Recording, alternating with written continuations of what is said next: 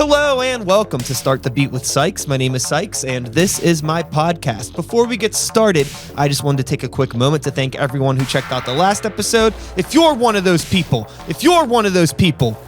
you right there, thanks for coming back. But for everyone else out there who's new to the show, welcome. Feel free to make yourselves at home. And as always, there's beer, soda, water, coffee, tea in the fridge. Cheers, everyone out there, and cheers to you. Boop. Yes. A little bit of, do you have any fun nicknames for water?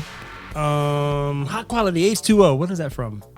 That sounds like Water Boy. That's Okay. from Water Boy. Yeah. Nice. Okay, cool. So, I'm sitting here today with my friend. Right now, I'm going to just call you CJ. And we'll take it from there. That works. Make some noise for the internet, CJ. Hi. Hi, friends. I'll insert some applause here. Digital friends. Perhaps a couple digital haters. I don't know. I hope not. Ooh. But That's how you know you've made it. So, we have an issue. Me and you. Not really. Dun, dun, dun, dun. I just don't know what to call you. Yeah. CJ the artist. Fair. CJ Mitchell. CJ Man. cool guy, tough stuff. I really don't know. Yeah, definitely not the last one. So what's up? What should we call you? What am I titling this episode? So I am CJ. I've been CJ my entire life. My actual name is Charles Mitchell. The J comes from Junior. But the Mitchell is something that I am in the process of dropping because I am getting married and taking his last name. There you go. Also, Okay. dude, it has taken me so long to accept the title artist. I don't know if I'm the only one, but I always thought that artist is something that came when you got to a certain level.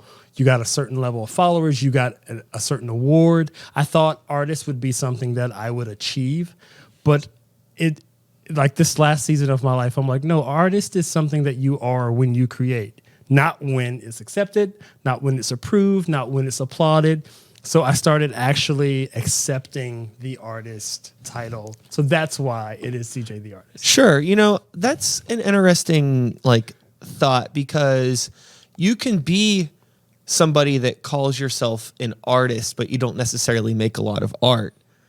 On the flip side of that, I've known plenty of people, maybe like yourself for a certain amount of time, that are undeniable artists, but do have some sort of they're just criminally modest about it. Yeah. And I think too, I would rather be I get along a lot better with people who. Stacy. Sorry, I'm interrupting a conversation. I was in the middle of a deep thought. You're on a roll. I believe in you. God damn it. Okay. Where was I? So, like yourself, with being somebody that sometimes you can be really modest as an artist and not know whether you should consider yourself an artist or not. But I tend to find that I get along with people that are like you a lot more than the people that are like, I'm an artist. It's like, yeah, you're also kind of an asshole. Let's tone it down a bit. But with that being said, I have no beef with you calling yourself CJ the artist. Yeah. And also, before I forget, congratulations Thank you. on the whole, adulting marriage thing. Dude, I am so excited. Wacky. I found the most incredible person ever. Me. Right? Yeah. I know that's how everyone feels, but man. No, I think that that's great. And I think that that's awesome that you're able to have, not only that sort of a positive thing going on in your life, but also this new somewhat discovery of yourself and rebranding yourself as a artist and, moving forward, not only with that, but another new stage of your life. Yeah. And that's a whole lot of new. It is all at once. Yes. It's an interesting season. So let's rewind a bit. Let's get into what made you want to open up your mouth in the first place in a musical fashion? Dude, I am from Southern West Virginia, insanely religious background, in church 6 days a week. And everyone in my family sung or played an instrument. So just to be around my family was like a constant audition.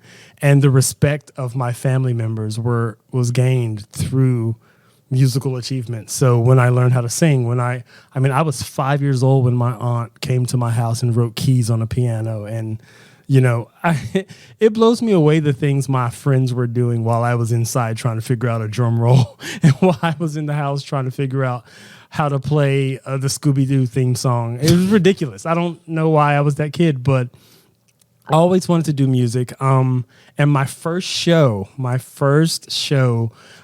mom booked me in first grade. She said, if you do this show, I will give you Skittles. That's all I need to know. She paid for me in Skittles. Man, Hell yeah. It was still work today. Moving on. But she booked the show. I was singing for the governor of West Virginia. And when I got there, I found out that it was the Martin Luther King Jr. show. And I was singing for his daughter, Yolanda King. She was in the front row. I'm in first grade. And on the way, she's like, Martin Luther King is this guy. He stood for this. He was assassinated. His daughter will be in the audience. You'll be singing to her about her father. I was like, cool.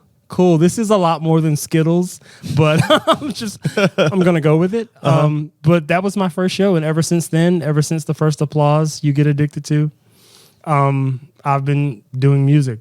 Cool. So, when you're growing up in that environment, what was discovering music outside of that environment like? Because I think that sometimes, like, say you mentioned growing up in like a religious background and like church and like that. I know a lot of people get into music from that, but then pop culture can be a bit of a culture shock for some people, depending on like how and when they discover it. And like, what was that like for you? Was it always something that was around, or was it something that like you maybe didn't start to discover until like being in school or being around other kids and like, yo, have you heard Dr. Dre? And you're like, what is this? Something like that.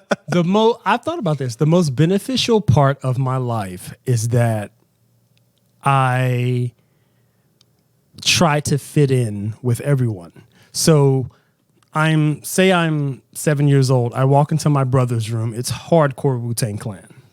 I walk to my sister's room. It's Norah Jones. Walk downstairs to my mom's room. It's Luther Vandross and the Winans. Walk to my father's room and it's the Ink Spots. Okay, cool. I step outside and it's like Led Zeppelin. I go to my aunt's house. It's Anita Baker. It was and like Queen. And like in order to merge all these things together, I had to be able to pick them up and change. Like, you go to church on Sunday and you have to know those songs. You go to school on Monday, you have to know the Brandy Monica songs. You run home from school, you have to know every Backstreet Boys song on MTV. I was constantly being exposed to everything when I think a lot of people at that age were very stuck in one genre, sure, which probably helped them a lot. But I think it's why even my new album sounds like so many things, because I finally accepted that I sound like so many things. And that's super hard. You get into making music, and especially recording professionally, they tell you to grab something, find a lane, and stick to it. That doesn't work. I mean, my favorite album of all time is The Miseducation of Lauryn Hill. That's 7 genres. You know what I mean? Sure. And then I look at her and I'm like, why would you ever choose one? Why would you ever choose to rap or sing? Why would you ever choose jazz? So it was greatly beneficial to me that I was constantly around different types of sounds. Yeah, I think that whenever you find yourself around people that say you need to be X, Y, or Z as an artist, those are the people that I would stay away from, because like it's like, why would you, if I were to tell you like as a person you need to be X, Y, and Z, right? And I'm sure you're somebody through some courses of your life, people have tried to tell you that you can't do this and you shouldn't do that outside of art. But it's like, what you decide to do with your life is what makes you an individual. So why wouldn't you apply that to your art? It's like, you're not just one thing as a person. So why would your art only be one thing? It's scary, but the more I study music, I find out a lot of people, and this is not shady, but a lot of people are one thing, and it really works. And I think one of the worst things that can happen to you as an artist to be insanely successful at being one side of you. Because when you're ready, for example, one of my favorite artists of all time is John Mayer. John Mayer on album 1, 3, and 5 are 3 completely different people. So if you ever try to be one because your industry or your record company is telling you stay in this lane, sure, when you get ready to go a completely different way, it doesn't work. I think it's the best part to just constantly change and constantly grow. Mm-hmm. I think that if you can't be selfish with your art, if I can't be selfish with my art, I feel that there's no reason for me to even bother fucking doing it, to be honest with you. Because like, not only would it suck, to get pigeonholed into one thing, right? Yeah. But the thing that is the worst is when people get popular doing something that isn't even themselves, but now they keep it up. And it's like Halloween 24/7 to keep their career going. And it's just like whatever makes you happy, but that's not me. I think that that's crazy to be somebody that wants to be like you want to be like a rapper, and then you get popular doing like some folk stuff, and like that's cool, but now you're just doing folk songs all the time, and it just doesn't seem fun. I guess a job's a job, but it's an interesting thing whenever you get into that place where your passion starts to be interweaved. That's not a word, but you know what I mean, right? That's the beautiful thing about the English language. I could just make up shit and you'll figure it out. Interweaved. When your passions and the things that you love and your hobbies start to become the things that you rely on for like monetary income and like your livelihood. Yeah. And it's like balancing those two things, because, I don't know like where you are yet in terms of that stage of things, but it's a lot of fun when it gets there, because all of a sudden it's like, I remember the days of being, working at Starbucks, and like all I want to do is get home and record and like work on music stuff. It was like my escape from everything. But now like everything that I do is music and art related, and there's no escape. Like I don't have anything to escape from. Yeah. I like fantasize about making lattes. I don't fantasize about making beats. Yeah. It's complete. Oh, that's funny, man. Like every time I'm in a coffee shop, I'm like, that'd be fun. I miss that. I could pour that Rosetta. Yeah. Yeah. So new album. Yeah. Let's talk about that a bit. It's 100% connected to what you were just saying. My last actual album was a reflection of my life at the time, which was bars and clubs. It was 100% me in a club or a bar every weekend. So what came out of me sounded like that. And I had to give myself permission to say, you have been in a pandemic for a year, and your music doesn't sound like someone who's in a crowded room with strobe lights. Your music sounds like someone who's walking through the woods with his dog and his fiance all the time. Your music sounds like someone who's at fire pits thinking about life, or, all the crazy things I've been through in the last year. But it takes a lot to say, this is what I sound like now, and to make an entire project that's that, instead of trying to stay in the lane that you were in. Yeah. Well, I think, outside of the whole concept of like your music like changing and finding out like what you want to do, like you're going to evolve as an artist. I think that's only natural. Right.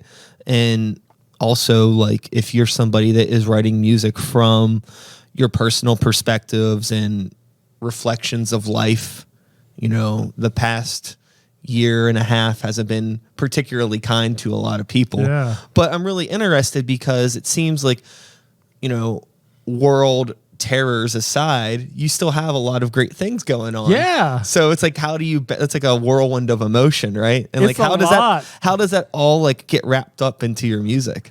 Man, you know what's funny? I wish I could I wish I could record an album a month. I do. My biggest problem since I was like in elementary school is that I'm always writing songs.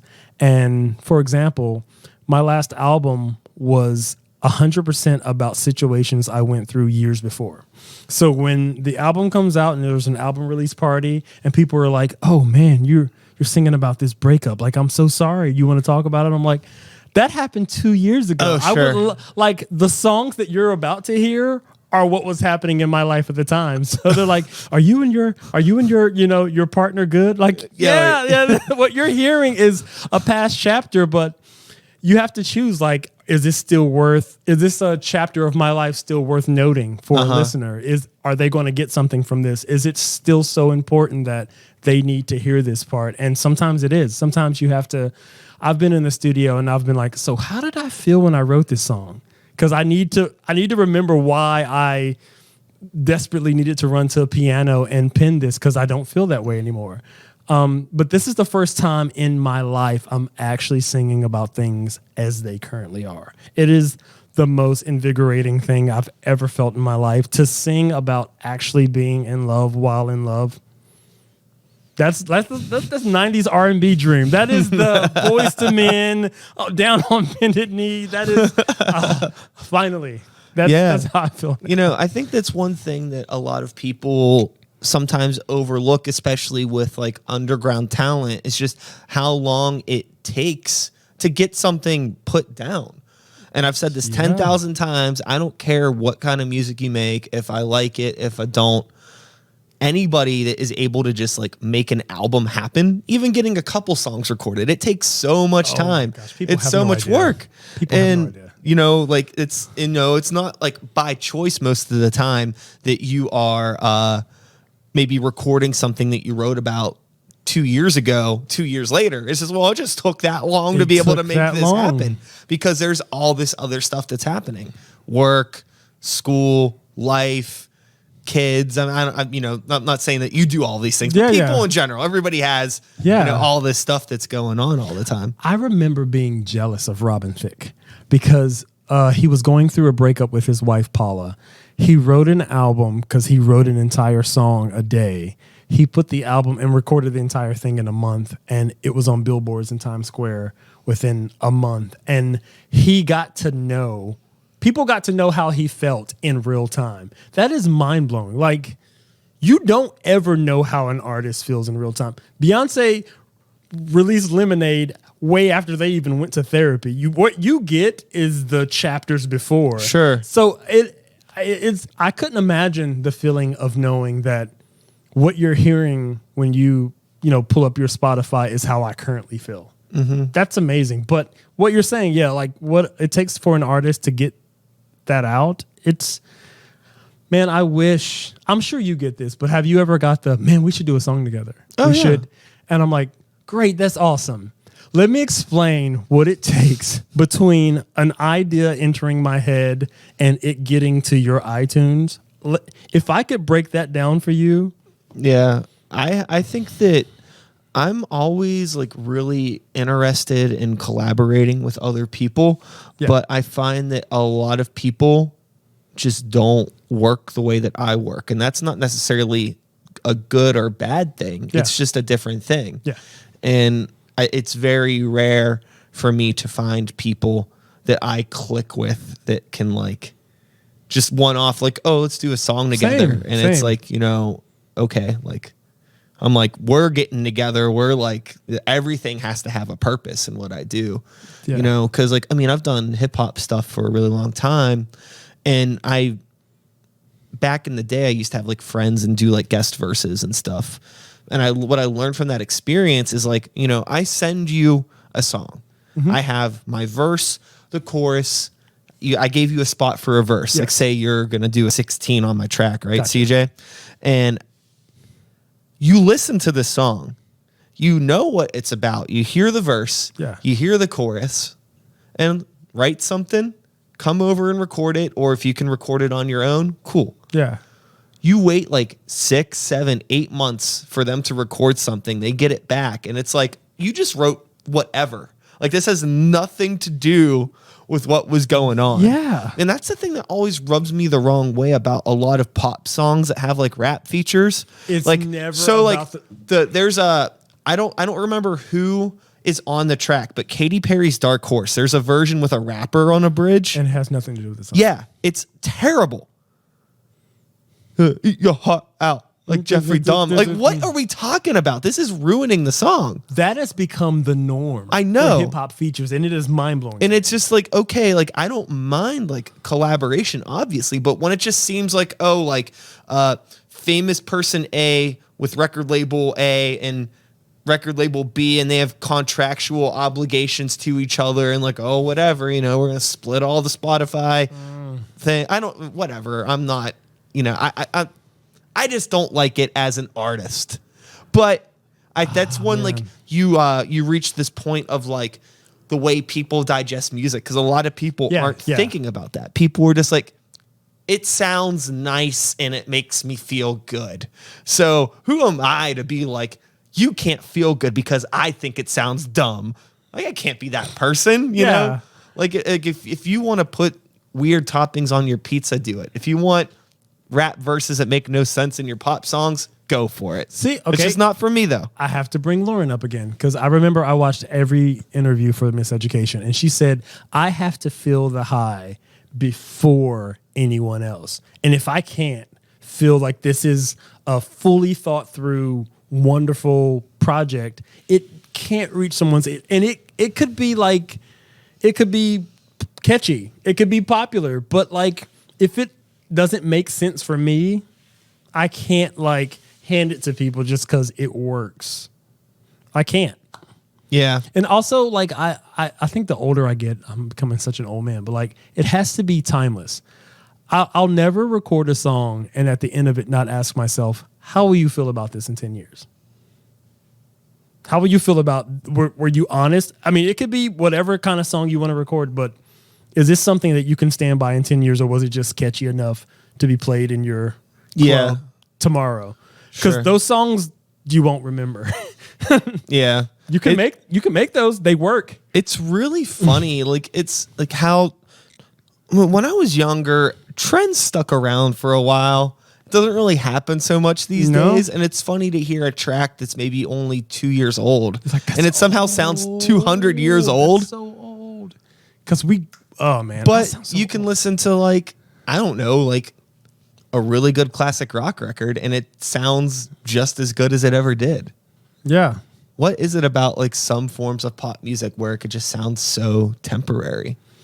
So what you get, I figured this out. What you get is one real pop record, and you get at least 3 years and 50 copies of that.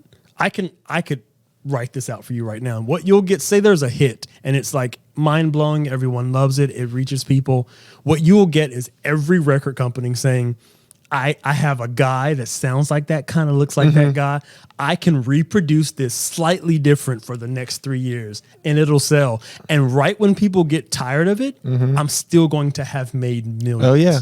Yeah. Like you know? it's music is a formula. Sure. It's like restaurants. It's like, you know, some ding dongs were like, yeah, we're going to put aioli on the sides of our French fries. Yeah. And the next thing you know, you can't go any place without seeing an Edison light bulb and fucking, they're just throwing aioli at you. Yes. They're just like smothering you in fucking aioli. And You have feelings about aioli. I know. I like aioli, actually. I'm just saying.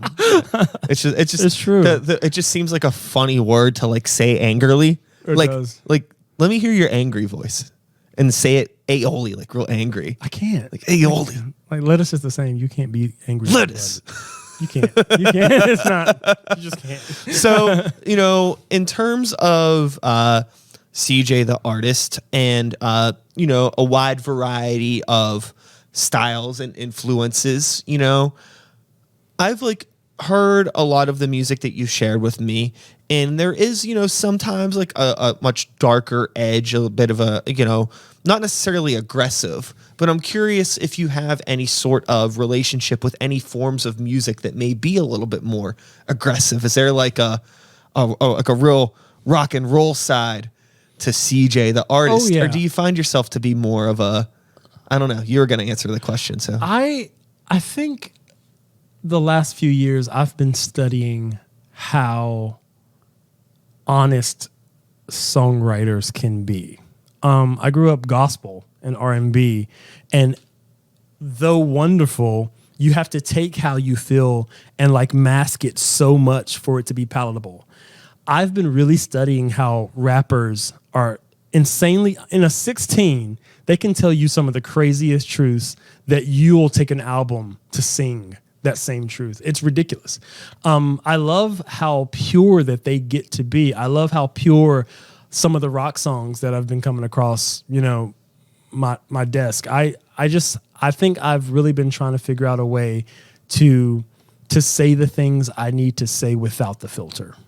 sure. Yeah, I think and it's also the older I get in music, I think it really reaches people faster and easier when you're being completely honest. Mm-hmm. So that's definitely where that comes from. That's spot on. I think that there's another thing too, with the whole idea of music being a conversation between two people. And sometimes as a songwriter, when you're like penning lyrics and you have like a story to tell, like you really want to tell this big thing, right? Yeah. But like sometimes like you don't want to be that person like like you ever have like somebody come up to you at a party like, how you doing? And like they like just throw way too much at you. Yeah. Like you don't want to be that in song format, Yes. right? So it's like Yes. finding the right balance of how to Yes. tell your story without like weighing somebody down. Yeah. Like what is that like for you? Because I know like, you sent me, one of your new tracks and it is just like this really, I wasn't expecting such like an epic piano driven, like Yeah. big production thing. And I was like, this is a lot. I need like, I didn't get to spend enough time with it. So I can't really ask you too much about like all of what goes into it. But, See that it's a big song. it is. Music to My Fears is a big song. That comes from hardcore studying Queen. Man, like I don't know if you watch Bohemian Rhapsody the movie, but I am blown away that so long ago they wrote these songs that had no rules. Like I'm exhausted that pop music has so many cookie cutter rules now. Well, I'm thinking like radio killed music. Yeah. I mean, my first single, Permission to Love, when I first started professionally recording, I remember the guy who ran the company telling me a song needs to be 3 minutes and it needs to verse, chorus, bridge, and it needs to end like this. And you have to repeat the first line of the verse at the end of the song, guitar and drop. And I was like, you're kidding me. Because the biggest problem is I know the truth. Like, that's fine, but I grew up listening to Stevie Wonder, who followed no rules. Who sounds like Stevie Wonder? Great. Exactly. Yeah. I grew up listening to people who just stepped outside the box, and those are the ones that I still listen to because they were timeless. I just, if we set a bunch of musicians around today and say, I want you to talk about how they wrote Bohemian Rhapsody, which is literally 7 songs slammed together. Totally, yeah. No one, still to this day, no one would play that anywhere if it was made today. I just want it to like stop having rules. I want it to use strings and piano, and I just wanted to hear like real drums again. So yes, that song is very intense, but it is the song that inspired the entire project for me. I was like, okay, if I can drop rules on this one, what else can I do? Yeah. That's what it was. I think that it's really cool to come across somebody such as yourself who is like composing and recording and putting together like these kinds of compositions, because I don't really know a whole lot of people, and I don't know what we want to call it. Like I can't like, when I first like came across your music, I would have been like, oh, okay, cool. This is like modern R&B. Yeah. Basically modern alternative R&B, but the song that you just sent me is on a whole nother planet. It's different. There's nothing really even like R&B about it at all. It's very much like I can hear that school, like maybe like No, actually, no. I don't think there's anything R&B about that track at Yeah. all. Not in a bad way. It's Yeah. just, it's way, it's a lot different from like what I would expect. And it's cool to meet somebody and talk with somebody who is like thinking about approaching music like that and isn't necessarily concerned about like, oh, like, is this gonna work? Like, what's my demographic? Oh my gosh, You know, dude. Yeah. Who's my target demo? Yeah. Oh, you'd be surprised how many people still write songs like, before we write this song, who is my demographic? Oh, I'm not surprised at all. Who and what club does this have to play in, and what age group? Oh, take that word out because it doesn't work, man. So I'm glad you brought that up, because my challenge for myself on this record was, how does CJ sound? I have been getting really good at sounding like other people my entire life, and I never got to find out how I sound. I can show you the songs on my old albums that were, this is your Justin Timberlake song, this is your Shawn Mendes song, this is your Todrick Hall song, but I never got to find out what CJ sounds like. And I just really wanted to know. And I found out that it doesn't sound like anyone else. And I'm happy about it. 10 years ago, I would have been like, oh no, this doesn't sound like anyone else. It'll never be worth it. Now it's the thing that I clap for and I go to sleep proud of me, you know? Yeah, I think, I can relate, because when I was starting to like write and record my own rap songs and playing shows and stuff, like this was like 2007. It was quite a while ago, right? Nice. And I was always into a lot of different music, but at the time, I didn't know anybody in the scene. I hadn't really found myself, and I felt as if, if I want to do hip hop, I need to just make hip hop songs, and I got to play hip hop shows. And then, a couple years down the line, some buddies of mine that were doing rock shows, they asked me if I would play one of their rock shows. And it like changed everything, because like, whether I didn't realize it, like what in my brain, what I thought I was doing was I was making hip hop, but I wasn't. And I couldn't get why people didn't understand what I was trying to do, because it wasn't just like, like those song formats. Like I was doing hip hop, like it was just me and backtracks at the time, but I'm making the beats and I'm doing like an intro, a verse, a pre-chorus, a hook, and a bridge, and trailing off, I'm doing like tempo changes, key changes. Yeah, like, that's different. I'm like doing like rock, like it's like I come from a rock background. So I end up playing shows with rock musicians and people that like rock music. Yeah. And I didn't think they would get it, but they got it a lot more than any of the hip hop people did. And it was cool because like I found a target demo that I wasn't expecting, that I didn't target.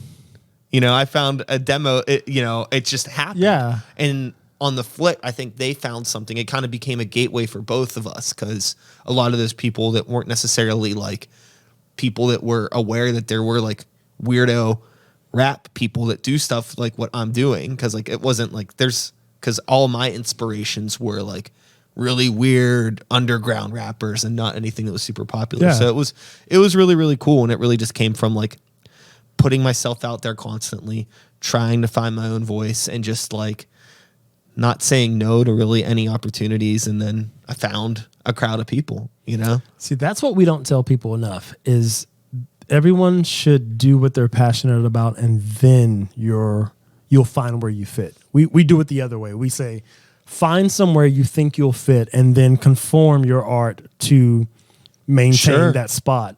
If I really wish, like I hope to get to the point one day where like I'm writing albums and I never sing on them. It's just every single track is a different new artist that I just get to write for. And I hope people like get to understand that just do what you're passionate about. Like trying to find your niche first will drive you crazy. It'll change your art. It'll take you years to get back to the art that you really care about. Don't waste that time. Oh, sure. I mean, again, it goes back to like, and if your art is a reflection of who you are as a person, that would be like the equivalent of being like, oh, like when I was 14 years old, I'm going to be this 14-year-old version of myself forever. Can you imagine? Exactly. Yes, but some people do that, and they're like, Yeah. And then this is my favorite part of their interviews. They'll look into the camera and say, I've just been challenging myself to grow and change, and I'm like, really? Your last 20 albums sounded like your last 20 albums. That you're still not even passionate about, because we know what's in you. We know people who are passionate. We can tell where your heart is, and we can tell that what you're doing is giving you an awesome paycheck.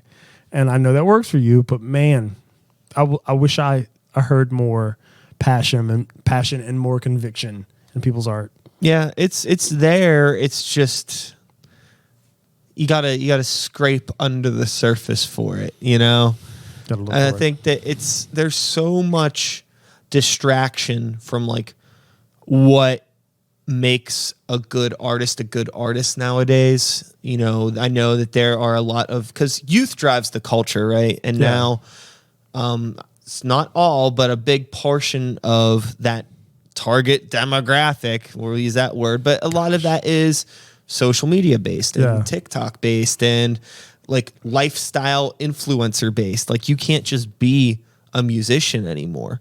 Like, do you like how, I want to know, like, what would Freddie Mercury's life have been like if Instagram was around? Dude, what these are the thoughts that keep me up at night. No lie, no exaggeration. I feel like that separation from like all the extra bullshit is what allowed those artists to be able to just be themselves. They fuck off in the studio for a few months, Man. and then the album comes out, and that's it. There's none of this like every day you're getting all of these little updates where like all that outside influence is constantly happening, or like, you have like a ding dong Kanye West that gets a bunch of people to come to a stadium and listen to his album, and then he changes the whole thing. Take something like, I'm going to release an album and unrelease it and re-release it. Like, yeah. it's just like this. I don't know. I guess times change, right? So I was talking about Stevie Wonder earlier, and I was trying to explain this concept to someone one day, and I was like, do you realize he wouldn't get a record deal today? Never in a million years. Record companies wouldn't be able to market him. And just think about the art we as a people would lose because he wasn't marketable. Like, some of your favorite artists wouldn't have a shot today. That should scare the crap out of you, because at that point you have to ask yourself, so who's getting a shot? Because I can pull up Billboard charts and show you people who had very little talent but were cute. Sure. And they worked really well on billboards. Yeah. And they looked Well, really it's a conversation, kind of like how like it's not too different from how like MTV changed.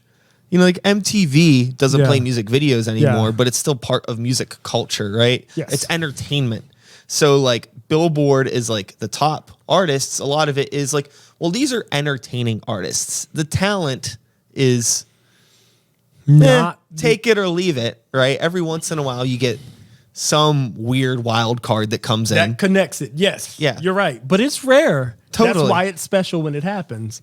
But all the musicians that are at home like, this shouldn't be so rare. We shouldn't have one talented album of the year artist every Yeah, but I guess, too, like if you go back to the 70s and the 80s, and this is something that I'm always interested when I'm talking with like people who would have been like our age then. Yeah. Like, were these artists as big of a deal to them at the time?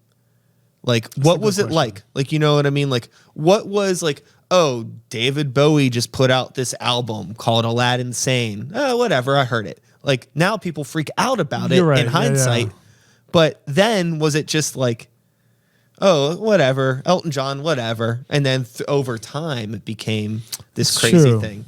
That's Like, very I have true. no idea what it would have been like, in that scenario, I like to think that they were so saturated with great art that some might not have been as popular then because there was so much to pull from in incredible artists. I think, And there was definitely some bad art still yes. back then as well. Yes. Yes. But there, I don't Not know. a Bee Gees fan. I'll just throw it out there. Really? Really? No. What doesn't do it for you? What part? Oh, wait. I'm sorry. I meant to say I'm not a Beach Boys fan. Okay. Okay. Bee Gees are totally fine. Bee Gees can sing their butts off. Bee Gees are totally fine. I meant to say Beach Boys. That was those harmonies you that can't was touch. totally a derpy move on my part. See, you know what's crazy? This is how weird like time in music is. Beach Boys, I get great feelings when their records come on because in my mind I am in that time period listening to them on a beach and I'm like, oh, this is cool. But then I'm like, what artist was this sound that they just stole? I don't think that they were the what we view them to be. But I see your point on Beach Boys. It's just, I mean, like I I don't like despise the Beach Boys, but it's just like a thing where it's like they're a legacy artist, they're a legacy band. You know, people will talk about them forever. Yes. And I'm just kind of like, why? But Yeah. I mean, they're I've never yeah. But I mean, like, you know, so just because I don't like something though, or if I don't get something, it was a different generation. You know, something that a coworker back in my first job ever working at Taco Bell, Nice. right?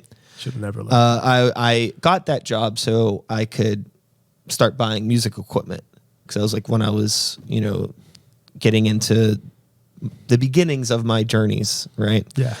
And coworker that I worked with, you know, I would make beats and I would talk to him about making beats. And I remember one day just saying like, you know, it's kind of weird because I don't know if like people are going to like my stuff. This is like, you know, again, like we're talking about like me and like starting out with rap and stuff like that. And like how I didn't know, I think I have to do hip hop shows. I want to do hip hop. And basically he was just like, man, don't worry about it. There's people that don't like the Beatles. And I'm just like, well, I guess that's a pretty good point. It's true. There's a lot of people that don't like the Beatles. Yeah. But I mean, the Beatles are the Beatles. Yes. There's also a lot of people that like them. So it's like you can't worry about somebody not liking your art or being able to connect with it because somebody else probably will. Dude, that's like, I don't know how you take that as an artist, but when I hear stories like that, I'm always encouraged. I'm just like, gosh, can you believe that there are actually people out there who, this artist that I put on a pedestal, they woke up and read reviews in their lifetime of this paper thinks you were horrible. The songs that I think are these monuments, there were people who told them that song will never work in real time. Yeah. And they had to fight through that. Like, that's so inspiring to me. Some of my favorite artists didn't think that their music was worth anything at the time. I mean, I hope artists in real time take away from that. Just do what you love. Yeah. I mean, like whenever I was probably 16 years old when he told me that. And now I'm 36 years old and I still think about that shit all the time. Like, it really like, it's one of those things. It's a very simple concept, but it really helped me moving forward. And just like, I think it's really important to, I mean, not trying to be like hashtag stay humble, but stay humble and be like realistic with what's going on. Because the other thing too, as I've gotten older, and this sounds worse than it is, but music, like it's not that important in the grand scheme of things. And I think as an artist, you can really like put this heavy weight on your shoulders of being like, oh, you know, if this song or this album isn't as good as like X, Y, or Z, or like you put all this pressure on yourself. But it's like, they're just songs. Yeah. Just don't forget. For me, it's just like I need to just remember like I'm doing this to have fun and to connect with other people and be genuine and just do whatever I can to get people to hear it. Some people are going to like it. Some people are not going to like it. And some people, it's going to go in one ear out the other. But that's, you know, it's natural. I always like think too about like the way that I interact with music, like as a listener, not as a creator. And just like try to assume like, oh, the bad habits that I have as a music listener, sometimes other people probably have those bad habits too. Yeah. Something that also helps me is to remember that I am an avid, I discover music years late, and then it's the number one thing to me. I'm telling you, on a monthly basis now, I'll hear a song in a coffee shop, and I'm like, what is this? And someone's like, that's been out for 4 or 5 years. I have to have the album. I have to play it every day. My fiance's I've been playing Aretha Franklin songs lately, like they just came out yesterday. So what I remember when I put out albums now is it may not be for someone now. It may be the thing that they really need to hear or really want to hear 7 years from now. Like it. You know, like one of the things that really, really, really like fucked me up was the first time I heard Betty Davis. I was like, how have I been alive this long and never heard a Betty Davis album in my life?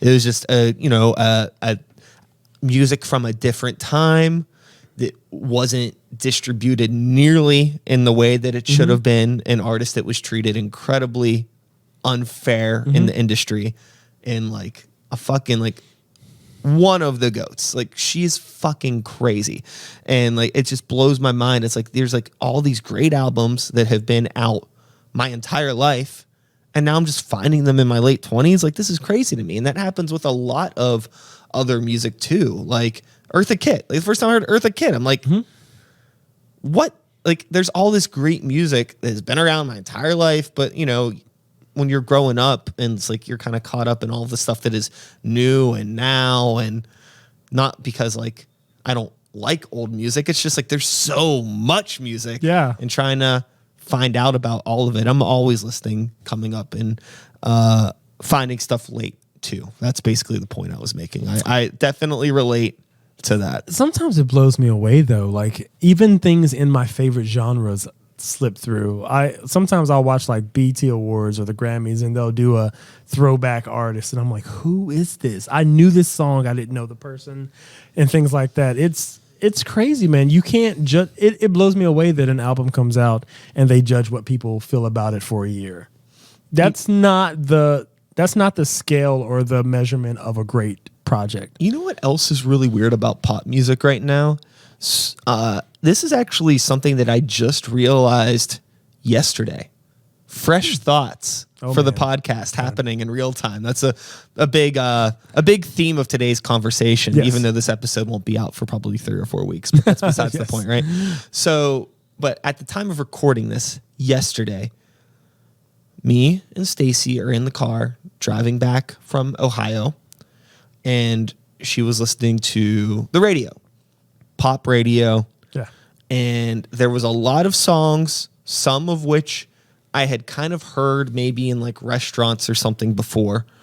But like in the car, it says like who the artist is. And the thing that blew my mind was I was familiar with the names and what every single one of those artists looked like, but I wasn't aware that they sung any of those songs. It's like we're so like the pop culture has shifted where it's like I'm familiar with these people that they live, like they're celebrities and I know they're musicians, but I have no idea what their songs are. Dude. And like these are like people that have been around forever, like Jason Derulo. Like I was like, oh, like I've heard that name before. This is what he sounds like. Oh, okay, cool. And then there was a couple other ones too that I can't remember right now. But I was like, Jason Derulo has been making music for a long time, right? It is crazy how that's. But like that's how you. It's like I know who this person is, but like I've never heard any of their music. Oh man, I'm so old, dude. I remember some of my favorite albums. The person wasn't even on the album cover. Like, oh, okay, back in the day, like all I knew was their name and their voice, and I miss it. I miss being sold on what they were saying rather than how attractive or not they are. I don't know. I watched a documentary that like talked about Backstreet Boys and NSYNC and that whole time, and that was like the time the Lou Pearlman stuff. Yes, yeah, that's when everyone started buying music based on how the people on the album cover, not even like about their songs. Like, you ask them your favorite song. I don't know, but I'm going to the concert. That's like I said. Like youth drives the culture. That's what I was telling you about. It's huge. So what does that look like in the future? Now I'm asking you questions.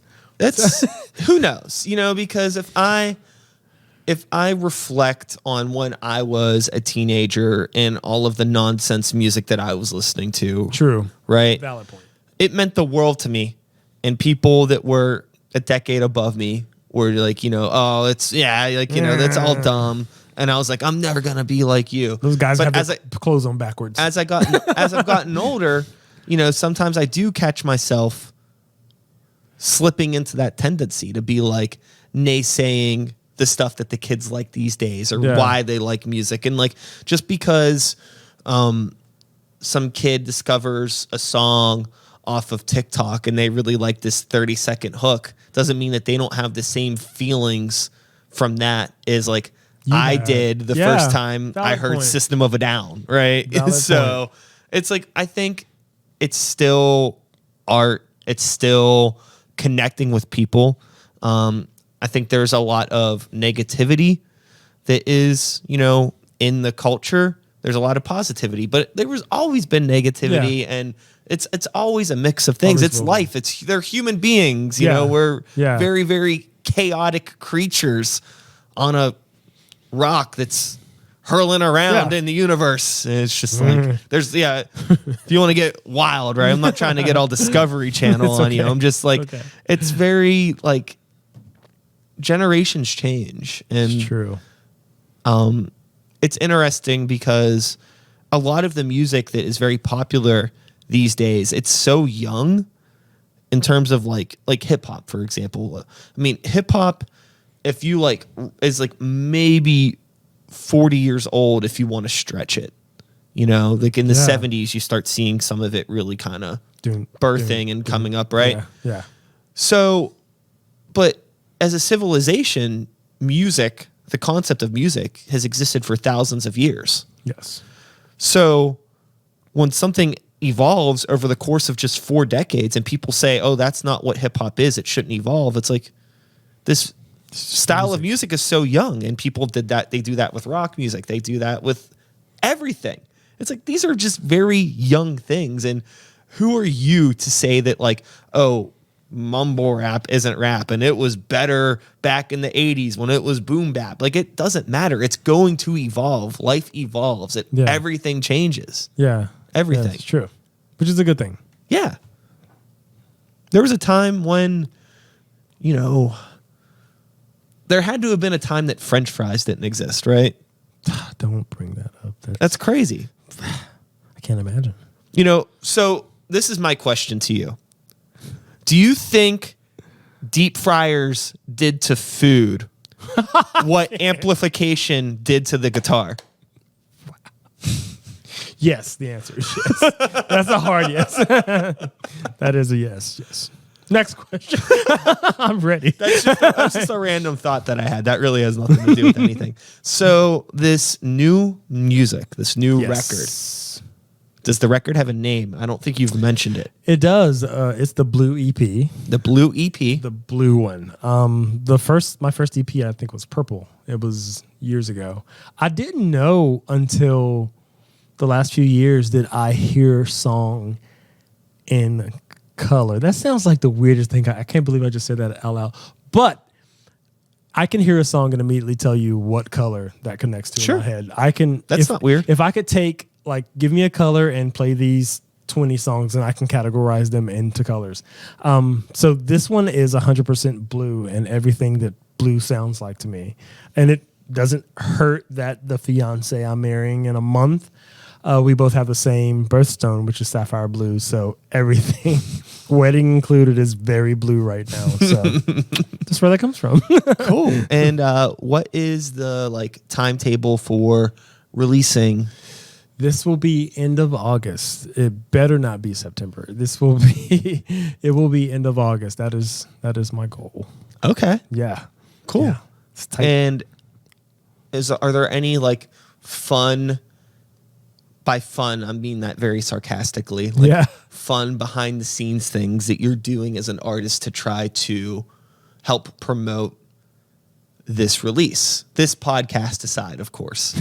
What are you doing as an artist behind the scenes? Because I'm not too sure what your management situation is like, or how you go about all that stuff. It's a lot of people don't know what to do when it comes to that. And I'm curious what your experience is and what you have planned. Yeah, a lot of interviews. Pittsburgh is actually incredible for just promoting music on incredible places like this. There's a lot of like album party releases to like to plan and finalize, which I've fallen in love with because of my last project. I've also been just talking to a lot of different types of musicians on like shows and ways to promote things. As you were saying, it's, this isn't the most R&B. It's not the most pop record. It's just music. So I think I'm going to have a lot of opportunities to perform these things and promote these things in places that are, different. Yeah. So Yeah, it's going to be fun. I think it's really important to take advantage of every single resource that you can. Yeah. I think it's really cool too because like you have a sound that is accessible. So like there's so many good opportunities. Sometimes like if you are doing more of like punk or heavy metal or even like weirdo rap stuff like I do, opportunities can be limited. Yeah. Because I get that. people, it's not music for everybody. And I'm fully aware of that. I think it's Yeah. very, I don't go out of my way to make unaccessible chaos. It's just what's in my heart. I feel you. I get that. I get that truth. So, It's just how it comes out. So, that's the thing that, kind of looping this conversation back around to the beginning, that's a decision that I made. Like, I could easily be like, oh, well, I know that I live within 10 miles of probably 3 dozen breweries and restaurants that host live music regularly. Yeah. And if I wanted to shift my sound to gig at those places, I could probably do that and, make a decent amount of money just gigging, rotating around through all the neighborhoods and doing that stuff and play to new people and have my little table with my CDs and stuff. But that's not for me. That's just that doesn't work with what I'm doing. I get that. And man, it takes courage to stick to what you feel is truth instead of just going with whatever. I've had so many people, man, if you would sing this way, if you would write songs like this, if you promoted it in these places, I'm like that, I really appreciate that because I sincerely do, but it's not, it doesn't bring truth to my music. And like, I love all the people who value and appreciate my art, but man, I have to go to sleep with CJ. I have to wake up with CJ. When I sit down at a piano at home by myself, I have to answer to CJ for what he did with this music and how he let it come out. And you know what I mean? Yeah. I think sometimes, because like a lot of the times when you get people that make creative suggestions, they're not always necessarily creative people themselves.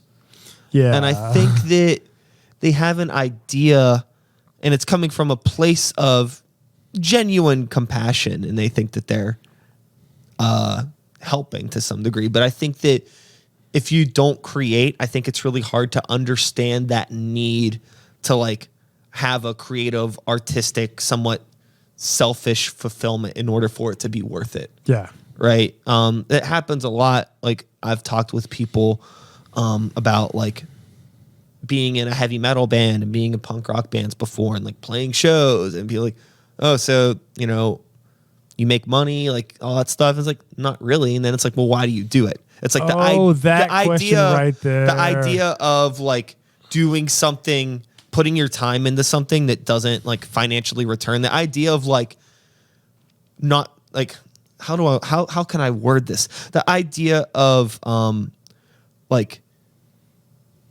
the idea of becoming rich off of something that isn't money is foreign to a lot of people. You know what I mean? On a t-shirt. I'm so glad you said it. So that's why I've titled myself CJ the Artist. And I'll be honest with you, not to just name drop, but it's my fiance who helped me get there. When you're financing an album by yourself or something like that, and it gets frustrating and you're like, why am I doing this? I may not even make back what I'm putting into this. It took him looking at me one day saying, but you're investing in what you deem to be important. It's your livelihood. It's your passion. It is the thing that you view most important, that's worth it. Yeah. That alone. I remember people used to be like, so how much did you make on that project? How much? And I hate that question because it connects how valuable my art is to how much money it made. And what it is, it took me a while to find out, but what it is priceless. And Yeah. that sounds so phony. And I get it, but it is what I get when it's released and I know that people are listening to it. That's priceless. Yeah, no, 100%. I can never make that back. Yeah, no, I think that's the mentality that you need to have to be able to put out art that is genuine. I have friends that, you know, they have so I won't drop their name, right? But they're very nice people. Mm-hmm. But this is like what they do, right? Like they kind of like half write songs, go into a studio, have a producer fix all of the songs for them, and then have somebody else like they're basically like they want to be in a band, but like how much of it is controlled by them? It's like that the whole thing is just like they want to be in a band that has the appearance of being successful.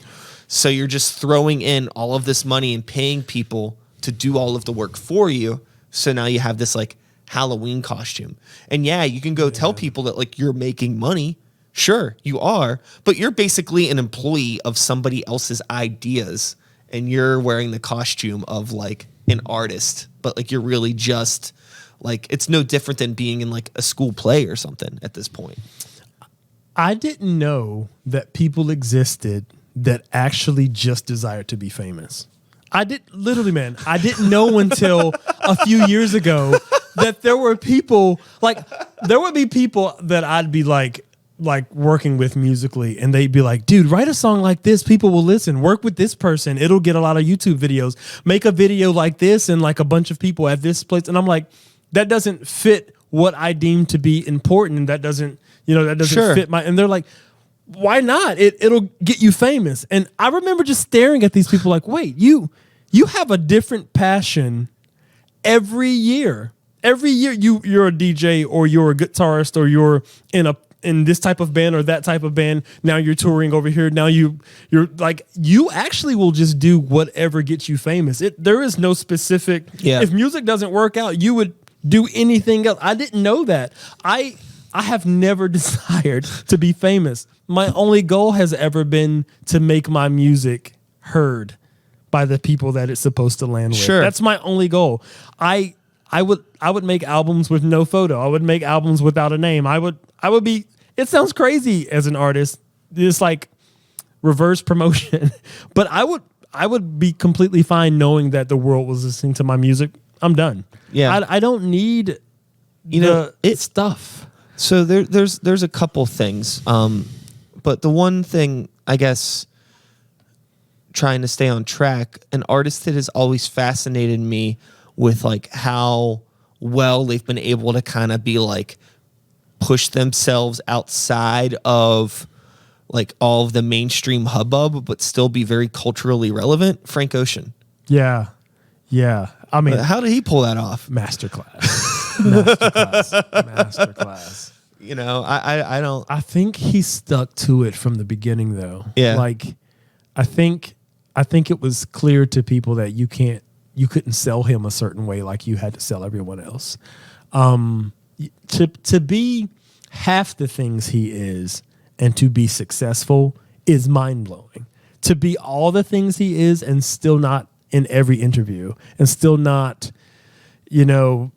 touring everywhere and still not doing the things that you're supposed to do to maintain your fame is like mind blowing, and it works. I think that's an artist that really, it just speaks, the power of the music speaks for itself. Yeah. Musically, like, we can say like, I have no ill will towards Frank Ocean. I'm not a huge fan of his music, but I'm not a huge fan of a lot of music like that. Yeah. But I'm very aware of who the gentleman is, Yes. and I respect him as an artist. I would Yeah. never be like, he sucks. He I don't know doesn't. who I that think he's is. great at what he does, Yeah, yeah. and he's obviously connected with a very large demographic of people. And to be able to do it like with a insanely minimal social media presence and all of this, no hubbub, really, it's just like good music. Yeah. Like that's cool. People will listen to good music if you can like, but also like if it wasn't for Odd Future, I don't know. Because Odd Future was very loud. He was a very quiet voice in the background, laying down some good hooks on some, had some very loud people that were like helping. Yes. I'm curious if Frank Ocean could exist in a world without like Tyler the Creator and Earl and all that. I don't know. I would like to think that he could, but I'm not sure. Man, it's crazy to us to even think that you can't be that. Like that's rare. Sure, that's that like this dude that's just like, makes albums and then goes home and lives his life. Sure, that's like the Stevie Wonder thing again. Right? Yeah. How dare I can't believe there's an artist that there's not a news camera at his front door every time he walks out to tell us what he's wearing. Like, he's just a person. And to loop back around to the suggestions of people for the benefit of fame. Yeah. I've had people telling me for years that I should make a TikTok account because, a lot of people will find out about my stuff on there. And sure, maybe that's true, but I find that like I would have to create content. I would have to make new video content for TikTok in order to use it. Mm-hmm. And the content that I would have to make on there, while it could be somewhat music related, I would need to have a certain personality trait that I don't have. Like, I always make the comparison of like all these social media platforms cater to different kinds of people. And if you try to use all of them at once, you feel like you have like multiple personalities. Yeah. I don't have enough room for another personality. I don't think I can be the TikTok version of Sykes. I just don't have the time for it. I don't have the passion for it. And if I'm putting time into something that's making me miserable, that's not really going to gravitate, Yeah. But it'll work. It goes back to what you were saying earlier. Like, I don't know. At the end of the day, I just need to be happy. How bad would it be if you were successful at being like a version of yourself? We talked about that. Yeah. Uh-huh. Would it be worth it? Could you maintain it? It would weigh on you. Yeah. It's a lot of work. It's like we have we have friends that are pretty good at some different social media platforms, and TikTok in particular.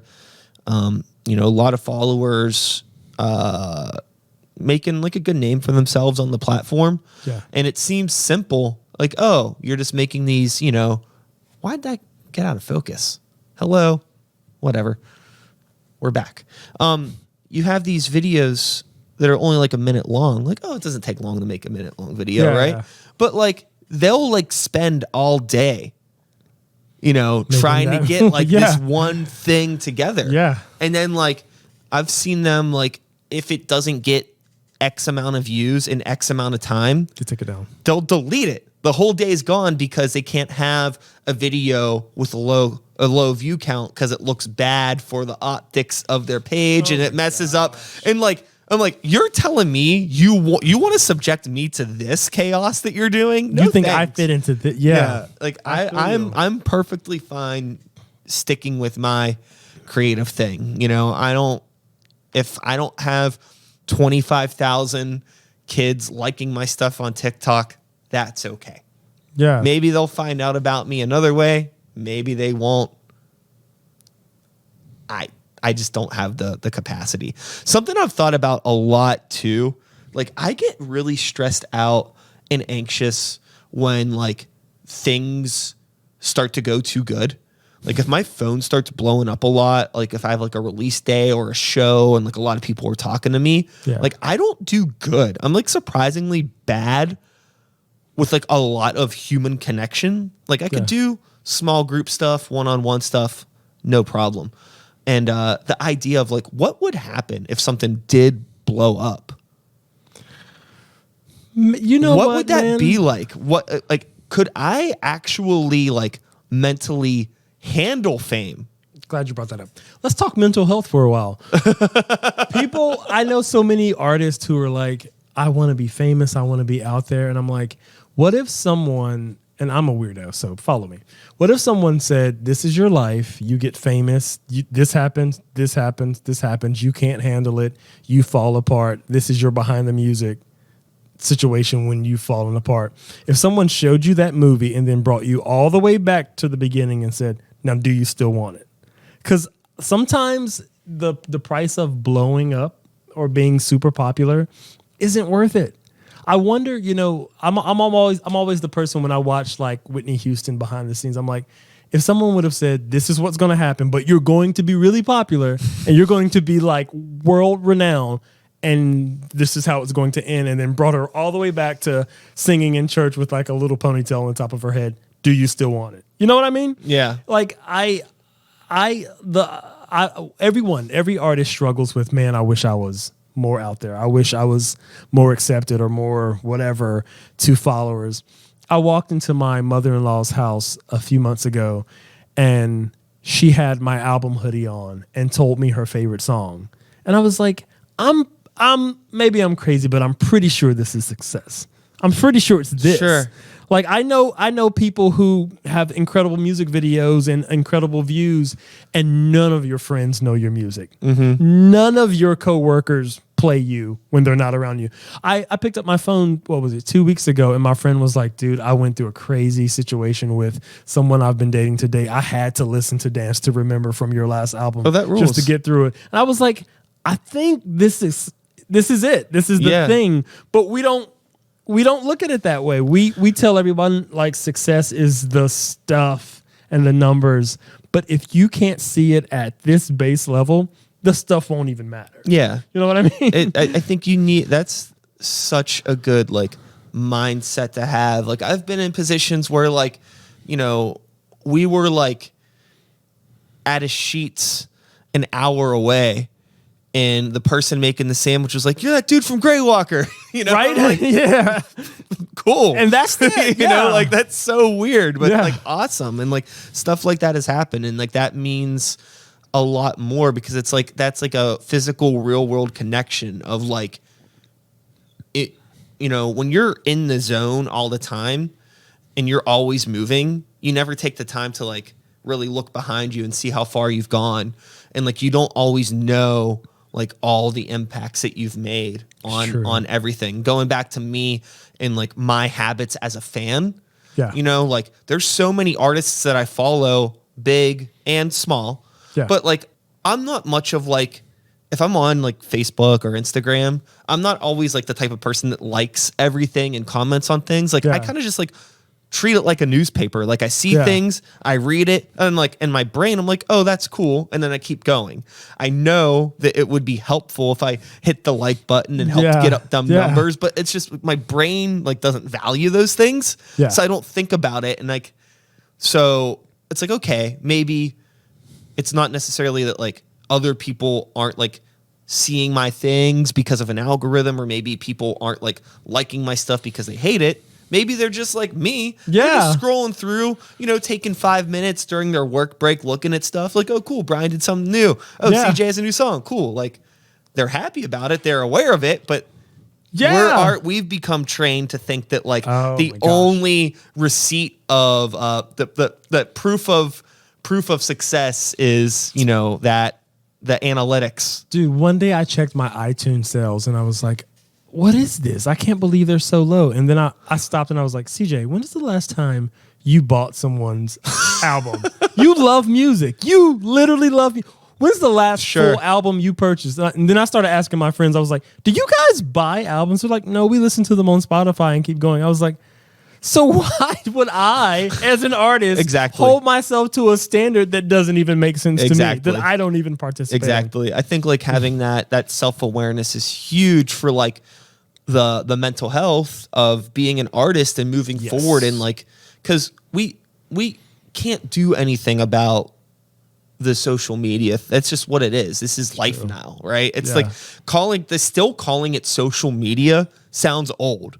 Yeah, like it just is what it is. You know what I mean? It's just that's what communication is now. Yeah, and it's really easy to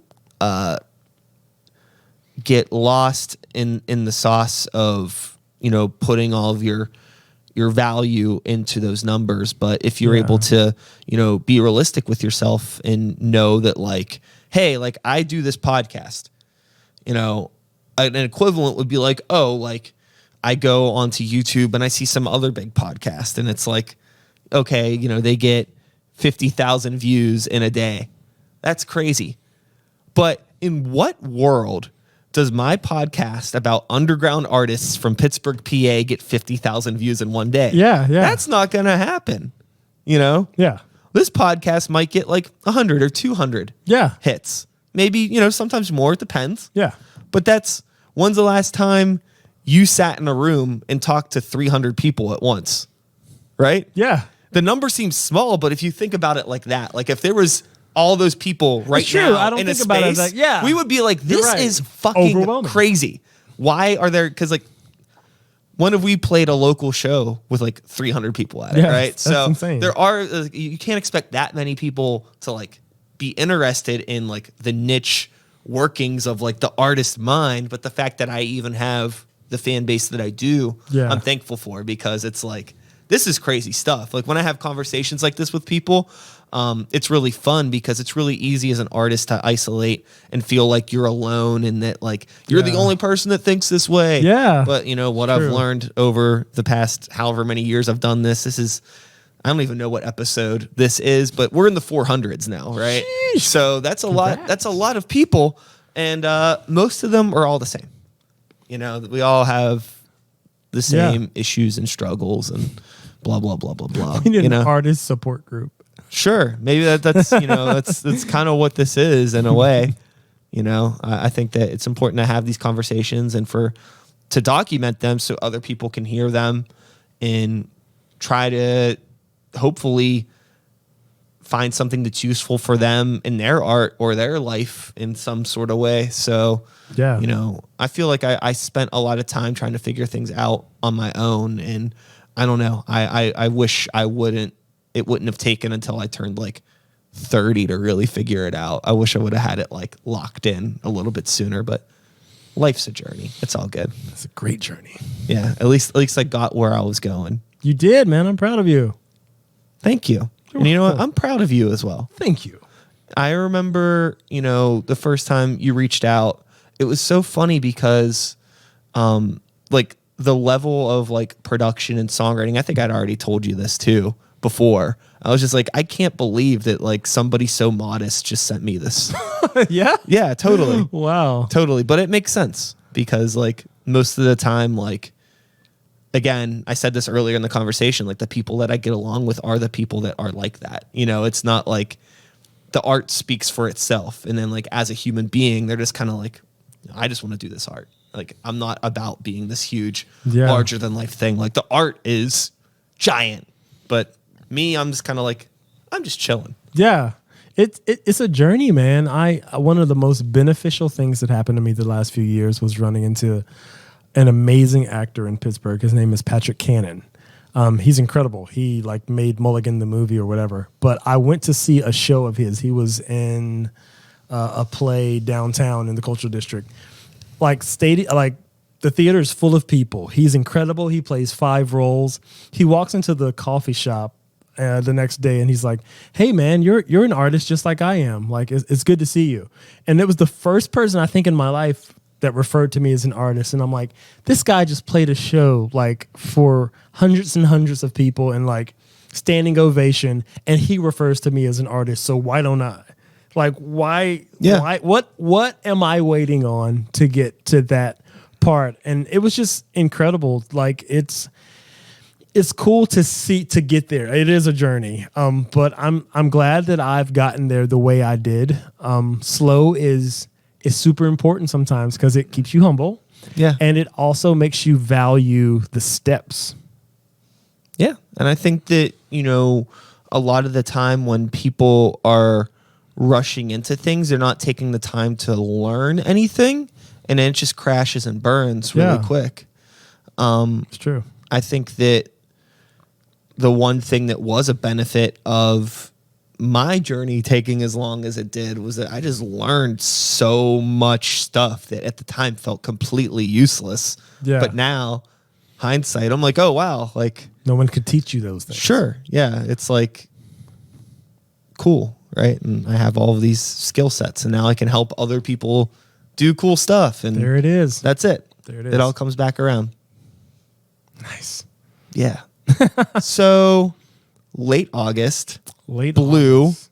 The Blue EP. CJ the artist. 5 tracks. It's going to be really different and cool, and I just wanted to make something that sounded like sitting around a fire pit with your friends. Like I went to Bro, I don't mean to cut you off. I'm just saying that one track that I sent does not sound like a relaxing night by a fire pit. not that one. It gets there, I promise you. That sounds like, discovering yourself in like the Grand Canyon on some crazy life journey or something. But That's how you start off there and then you end up at the fire pit. cool. All right.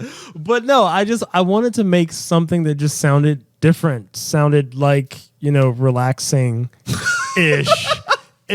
I got you. It I gets got you. there. I got you. No, it is different, and I'm so excited. I don't think I've ever been this excited about a project coming out. It's Good. That's great. It's and the thing that I love the most is I got back to playing real instruments, and this is not a knock to anyone, but I missed the way a guitar sounds when those fingers slide. I miss the way a piano resounds. When you It was hold really keys, cool. and Yeah. you can't make that stuff. You just can't come up with those sounds any other way. So I really miss them, and I'm glad that I got to throw them all on this. And I'm singing with I'm literally singing with people in my wedding party. So it's a well-timed, cool moment in my world.